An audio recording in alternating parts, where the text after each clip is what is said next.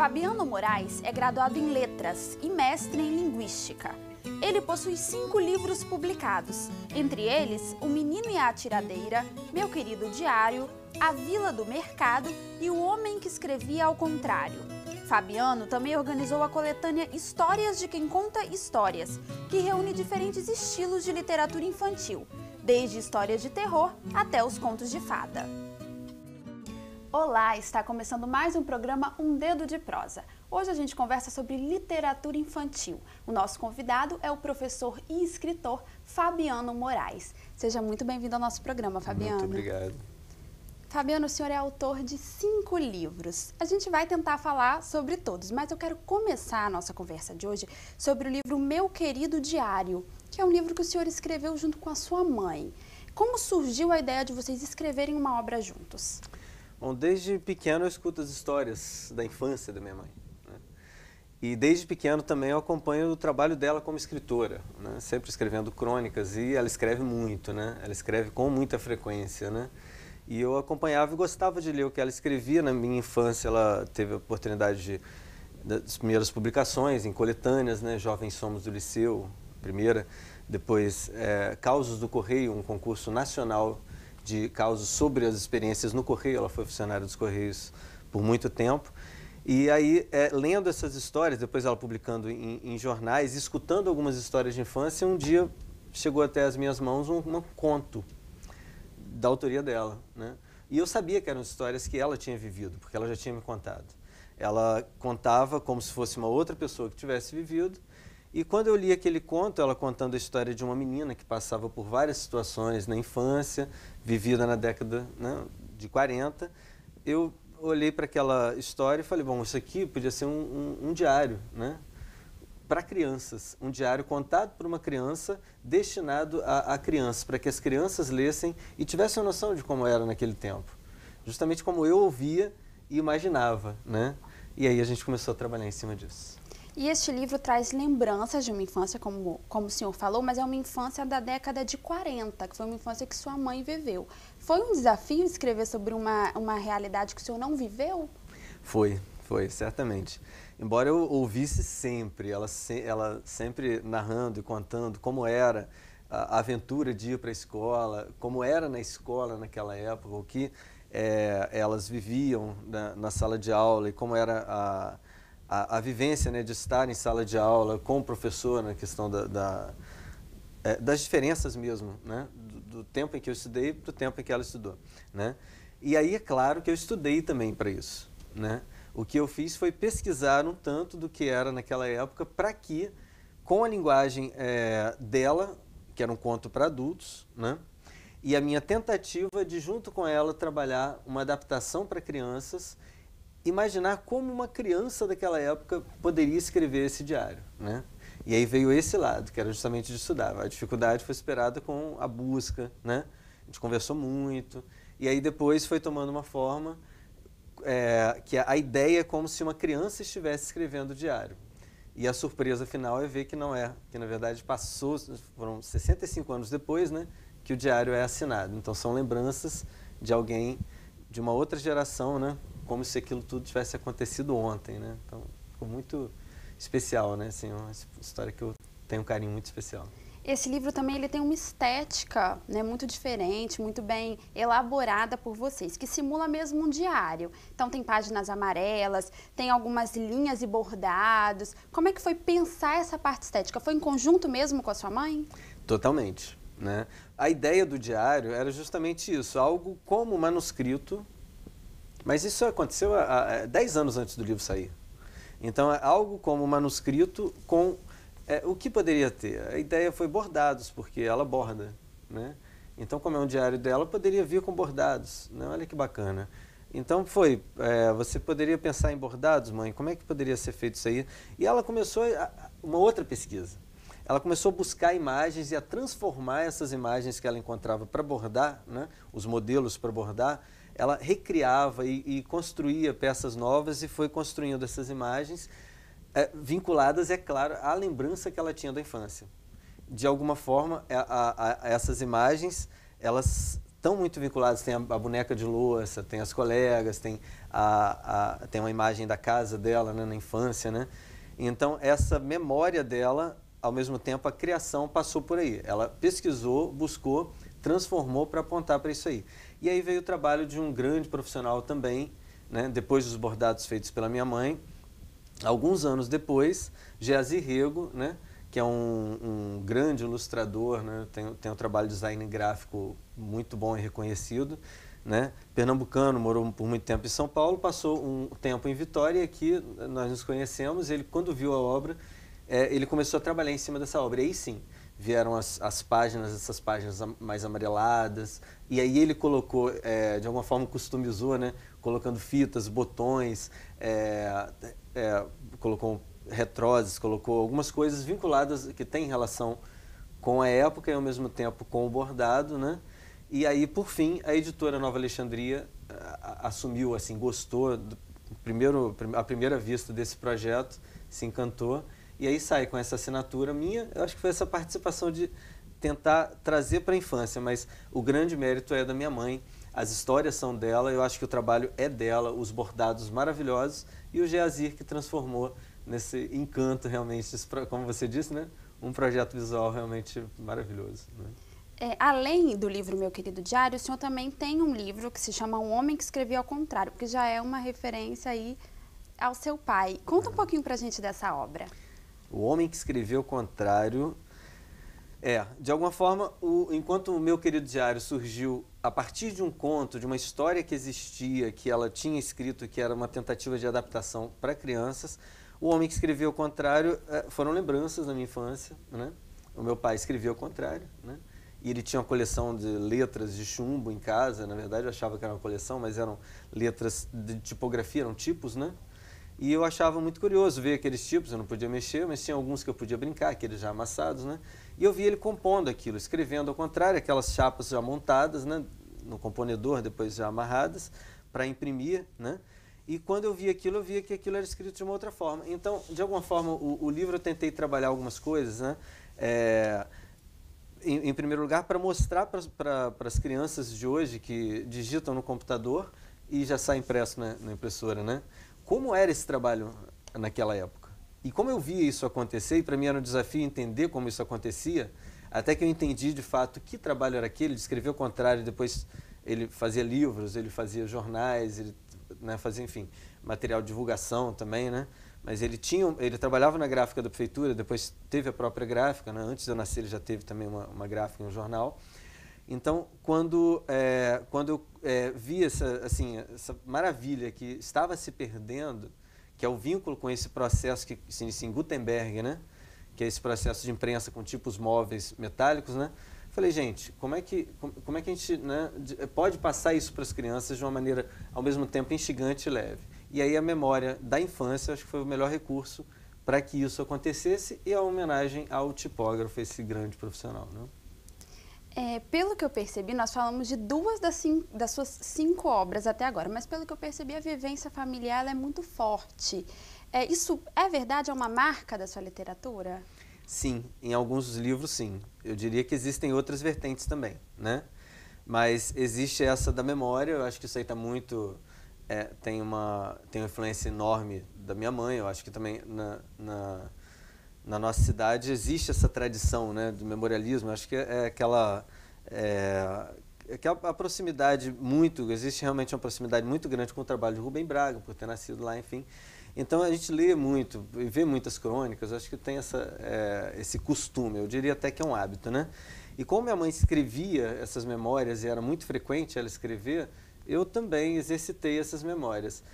O escrever essas memórias, que é sempre uma releitura daquilo que a gente viveu. Deixa de ser o que viveu e passa a ser uma releitura no presente. Eu diria que esse do meu pai, que foi uma homenagem, foi uma releitura e ao mesmo tempo uma tentativa de trazer isso para as crianças. E existe essa marca sim. No entanto, depois do Homem Escrever ao Contrário, surgiu um outro que está vinculado também à família, que é O Homem que Escrevia Pontos e Traços. O meu tio e minha tia são telegrafistas, né? E como eu ia com frequência quase todos os dias, todas as noites, na verdade, para a casa do meu tio, enquanto minha mãe voltava do correio, que ela voltava um pouco mais tarde, ele trabalhava no correio, né? Eu trouxe algumas memórias, né, e algumas recriações também dessa vivência, que é também uma homenagem a uma profissão antiga, que é a do telegrafista, e que né, sempre escrevendo com pontos e traços, né, e que também vai ser publicado pelas Paulinas. Então tem essa relação, sim. Existem outras vertentes, a dos contos tradicionais e a vertente da ficção plena, né? Por exemplo, Vila do Mercado é uma ficção toda inventada da minha cabeça, eu não vivia nada daquilo, então existem outras vertentes também, mas realmente um trabalho que tem grande força, essa da memória familiar, como você disse. O senhor acabou de comentar do livro A Vila do Mercado, que apesar de ser um livro infantil, ele faz uma referência à nossa sociedade atual. Conta um pouquinho pra gente dessa obra, como é que foi essa produção? Essa produção surgiu num espaço que eu realmente tenho uma grande reverência, né, gratidão também por esse espaço, que é o Tapete Mágico, um lugar onde aconteceu um curso que eu ministrei por 5 anos. Em primeiro lugar, aconteceu na Oficina Arte de Vitória, né, da Paulette, depois no Tapete Mágico, do Geron e da Valéria. Era um espaço aqui em Vitória. Em Vitória, uma livraria, uma loja de brinquedos artesanais na Praia do Canto. E nesses cursos foram formados, enfim, foram formadas centenas de pessoas nesses cursos de contadores de histórias, foram 17 turmas, né? Esses cursos, inclusive, estão se tornando livros, né? Como prometido desde a época, né? Mas o interessante é que foi lá, o Geron, né? Que junto com a Valéria, né? Os dois casados e ao mesmo tempo tocavam para frente o projeto Tapete Mágico. Ele também trabalha numa ONG que é Raio, Recurso Audiovisual Interativo, que trabalha com questões vinculadas ao trabalho, à cidadania, né? Então são questões muito interessantes e ele um dia me pediu uma história sobre o trabalho, as relações de trabalho, né? E aí surgiu essa história que na ocasião acabou não fazendo parte do Raio, porque fugiu um pouquinho do tema, mas que depois a editora Cortez se interessou muito e ela lida justamente com essa tradicional formação do trabalhador a partir da escola. O menino entra para a escola e só depois que ele é formado numa profissão é que ele recebe um reconhecimento da sociedade e entra para a Vila do Mercado. É um questionamento para que a gente veja que atrás de uma função profissional ou social existe um ser humano.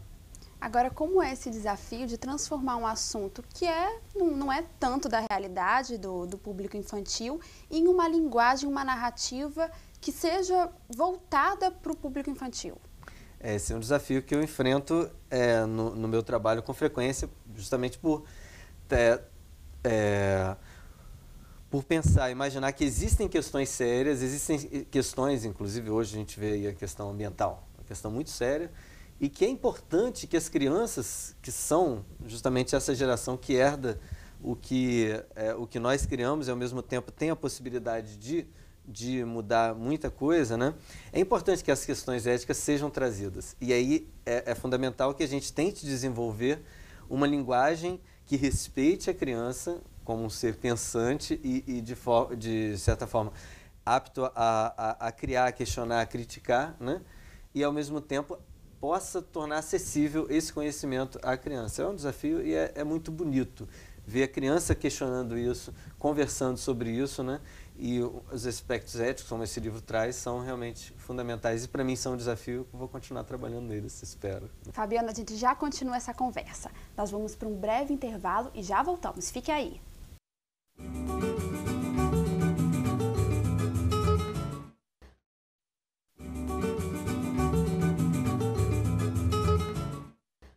Estamos de volta com o programa Um Dedo de Prosa. Vamos continuar o nosso bate-papo. O nosso convidado de hoje é o professor Fabiano Moraes. Fabiano, a gente já conversou um pouquinho sobre algumas das suas obras e agora eu queria abordar o livro infantil Histórias de Quem Conta Histórias, que o senhor foi o organizador desse projeto. Conta um pouquinho pra gente como foi esse projeto. Sim. Organizei junto com a Lenice Gomes, né, e é um projeto dela. É um projeto da Lenice Gomes, a escritora de Pernambuco, grande amiga, né? A Lenice, foi em 2007 que ela expressou essa ideia, né, desse projeto, que era um projeto de reunir contadores de histórias de vários lugares do Brasil, inclusive de fora do Brasil, em um livro, né? Foi no Simpósio Internacional de Contadores de Histórias. Posteriormente, ela me procurou com o convite de que eu participasse junto nessa organização, né? E aí o trabalho consistiu justamente em convidar pessoas para comporem essa grande coletânea de contos. A ideia era trazer contos, né, que tivessem a marca da oralidade, do contador de histórias. Essa era a ideia. E tem escritores que participaram, foram 15 pessoas que participaram desse livro. Tem escritores, inclusive, de fora do Brasil, não é isso? Sim, sim, sim. Tem a escritora Marcela Romero, de México, né? E a Clara Haddad, que é brasileira, mas ela já mora há tanto tempo em Portugal, ela permanece, inclusive, ela tem um projeto muito bonito, né, de contadores de histórias em Portugal, né? E contadores de vários estados do Brasil também, são 15 no total. E como foi a busca desses escritores? Bom, o primeiro requisito era ser contador de histórias, né? Então foram convidados contadores de histórias que quisessem e tivessem a predisposição de escrever histórias que contavam. Nenhum critério foi colocado para essas histórias, em princípio. O principal critério era ser contador de histórias e escrever essas histórias. Nem o tamanho, inclusive tem histórias de tamanhos distintos, e nem o tema foi proposto. Grande parte deles aceitou esse convite, produziu a sua história, escreveu a sua história, e depois da história em mãos, o que nós fizemos foi separar em temáticas, né? O primeiro, lendas de longe e de perto, né? São lendas, tem uma lenda japonesa, tem inclusive a lenda mexicana, né? Que vem em espanhol, bilíngue, né? Depois em português. Enfim, uma lenda da Amazônia, com a Cléo Busato, né?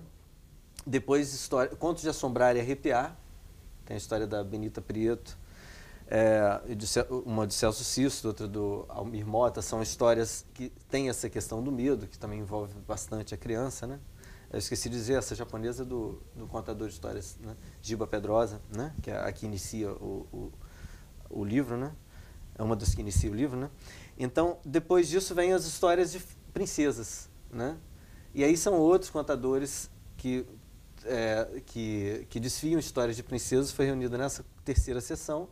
Por fim, a última sessão, que é a sessão de contos de esperteza e sabedoria, né? Nesses aí eu participo com uma história que eu escutei em alguns lugares do interior e já li também de Câmara Cascudo, que é Os Compadres Corcundas, e contei por muitos anos seguidos essa história, né? Tem uma história de Regina Machado, de Gislaine Matos também, né? São contadores de histórias, muitos consagrados e que têm um trabalho de longa data, né? E depois disso o trabalho foi, depois de pronto e ordenado em 4 sessões, foi para a editora, e aí é uma grande ilustradora, renomada internacionalmente, com um trabalho altamente premiado, que é a Cissa Fittipaldi, fez um trabalho primoroso, né? E aí sim, esse livro, ele prosseguiu, né, depois de publicado, ele foi longe. Eu acho que ele ainda tem muito para caminhar, né? Esse livro participou de feiras de livro fora do país. Como é que foi essa experiência? Sim, o primeiro reconhecimento dele foi pelo jornal Estadão, né? O Estado de São Paulo. Uma seção do Estadão seleciona por ano 50 melhores produções, melhores publicações infantis do ano. E em 2010 ele foi uma das 50 melhores publicações brasileiras do ano, né? Depois veio o reconhecimento justamente do catálogo da Feira de Bolonha, da Fenelige, né? Foi selecionado para a Feira de Bolonha. Depois da CBL, que é a Câmara Brasileira do Livro, selecionou para a Feira de Frankfurt, né? Para representar o Brasil. Isso em 2011. E, por fim, foi além da adoção da Prefeitura de Belo Horizonte, outras prefeituras que fizeram tiragens especiais, né? Teve a aprovação, isso foi bem bacana, a seleção para o Programa Nacional da Biblioteca da Escola, né? Que é um programa do governo, do MEC, né? E que vai levar esse livro, já está levando esse livro para escolas, são 55 mil livros, né? Uma edição especial, para escolas do Brasil inteiro, né? Então ele teve essa expansão, né? E esse reconhecimento. Eu fiquei muito feliz de ter tido a oportunidade, né? Uma gratidão imensa, tanto para essa editora que foi tão bacana trabalhar, que é a Cortez, e está sendo, né? Temos outros trabalhos, e a Lenice Gomes também por esse convite, né? E como escritor capixaba, o senhor acha que conseguiu colocar um pouco do nosso estado nesse livro? Sim, isso eu falo justamente aqui, na Assembleia Legislativa, junto à Comissão de Cultura, né? Recebi esse convite tão especial de participar, apresentar o livro junto à Comissão de Cultura. E foi muito bom poder falar justamente dessa trajetória, né? Que tudo começou aqui, foi nas caminhadas. Eu caminhei pelo Estado e busquei contadores de histórias, inclusive essa história que figura aí, ela tem esse tempero, existem elementos dessas tradições capixabas, inclusive da forma de contar, né? E eu considero que, além de ter vivido grande parte desses, por exemplo, dos livros que de alguma forma têm um caráter autobiográfico, né? Que são O Menino e a Tiradeira, né? Coisas que eu vivi na minha infância, né? O Homem que Escreveu o Contrário e O Meu Querido Diário, né? Que são, por exemplo, passados na cidade de minha infância, da infância de minha mãe, né? Iguaçuí. Ou em Cachoeiro, que é da minha infância, para onde ela foi depois. Tem um tanto nessas histórias tradicionais do que eu escutei, do que eu aprendi a contar histórias com os contadores tradicionais do Espírito Santo, né?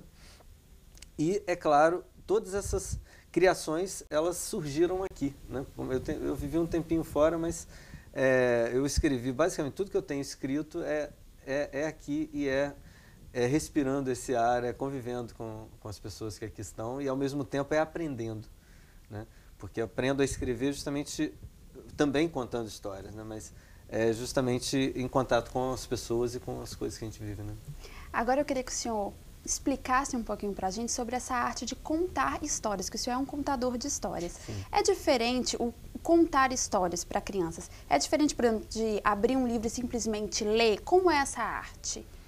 É diferente, sim. É uma arte milenar, contar histórias, em princípio, não necessariamente para crianças, né? Conta histórias, né? Conta história. A gente pega o telefone, conta história para um colega, né? Para alguém, para uma pessoa que, né? Enfim, quando na escola, né? A gente já tem, se a gente for em Quintiliano, né? Um escritor romano, né? Da antiguidade, ele já trazia na sua gramática uma proposta de contar fábulas para as crianças, para desenvolver a possibilidade de parafrasear, enfim, desenvolvimento linguístico, né? Esse conhecimento linguístico, né?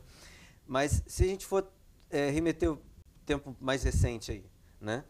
Porque isso foi por toda a Idade Média, né? Mas já num período mais recente, os primeiros livros sobre a arte de contar histórias, 1941, Otília Chaves escreveu um livro que era para educadores. Então a gente tem uma tradição de contar histórias como sendo algo para criança, embora os contadores de histórias contassem para adultos, os contadores de causos, né? Por exemplo, os contadores tradicionais, né?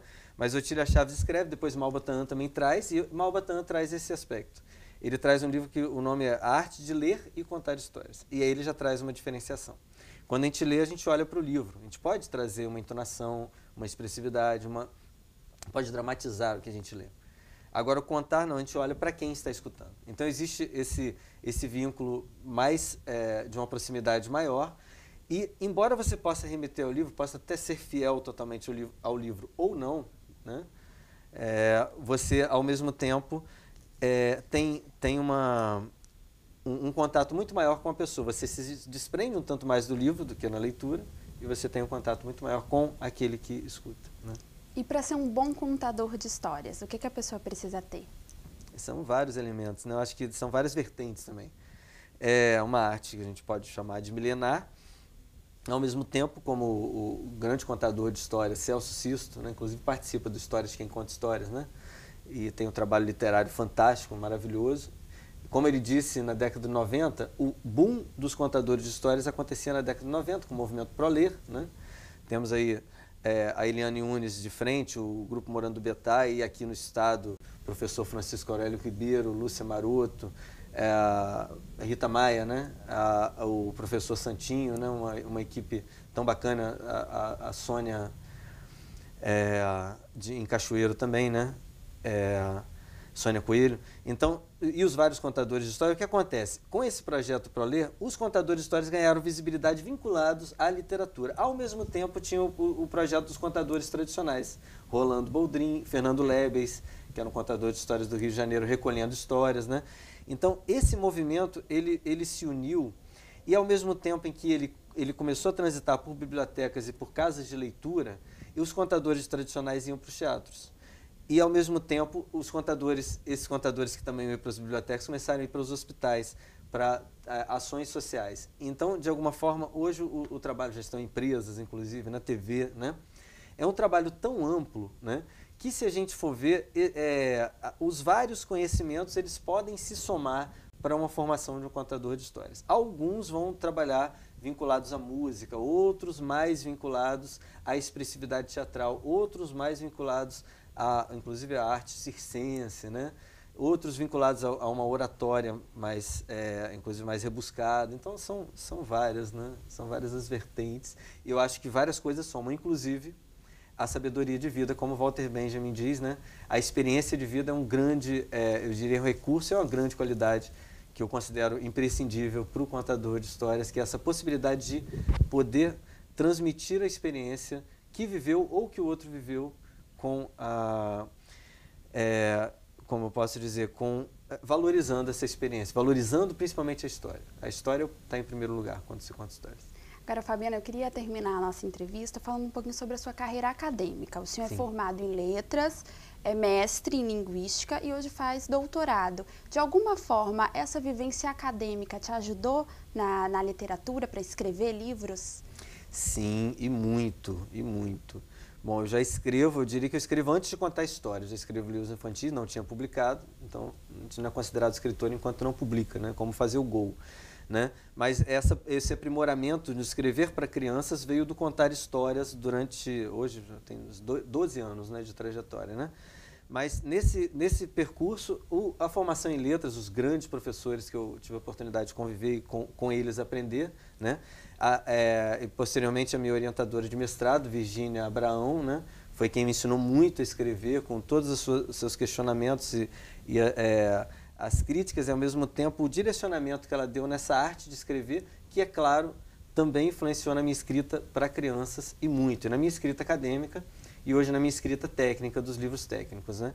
E agora, com o doutorado, o meu atual orientador, que é o professor Carlos Eduardo Ferraço, né?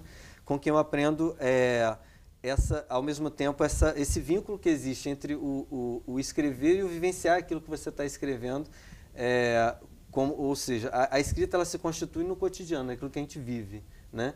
Então, de alguma forma, isso são influências maravilhosas e, ao mesmo tempo, eu considero que é uma construção contínua, que eu também, hoje eu posso, inclusive, respaldar no trabalho que eu venho fazendo hoje, que é a literatura na biblioteca escolar, né, com o professor Carlos Eduardo Ferraz, inclusive, né, no doutorado em educação da UFS, que é justamente essa construção a cada momento, que é em conjunto com cada pessoa com quem a gente convive. Então, realmente, eu considero que foi e é uma coisa que vem sendo construída. Eu acho que a gente tem muita coisa para caminhar ainda, né? Fabiana, quero agradecer muito a presença do senhor aqui no nosso programa. Eu é que agradeço muito, tá? Muito obrigado. O nosso programa Um Dedo de Prosa de hoje termina por aqui, mas eu espero seu contato. Anote o nosso e-mail, é tvassembleia@al.es.gov.br e continue com a nossa programação. TV Assembleia, Canal Cidadão. Querido diário, 1944 foi um ano especial para mim. Muita coisa aconteceu. Me lembro bem um dia quando cheguei correndo na nossa casinha. Minha mãe passava barro branco no fogão de lenha. Aí pedi para ela: mamãe, me balança. Ela parou, olhou para mim, depois me pegou no colo e me balançou cantando assim: bambalalão, senhor capitão, espada na cinta, ginete na mão. Bambalalão, senhor capitão, espada na cinta, ginete na mão.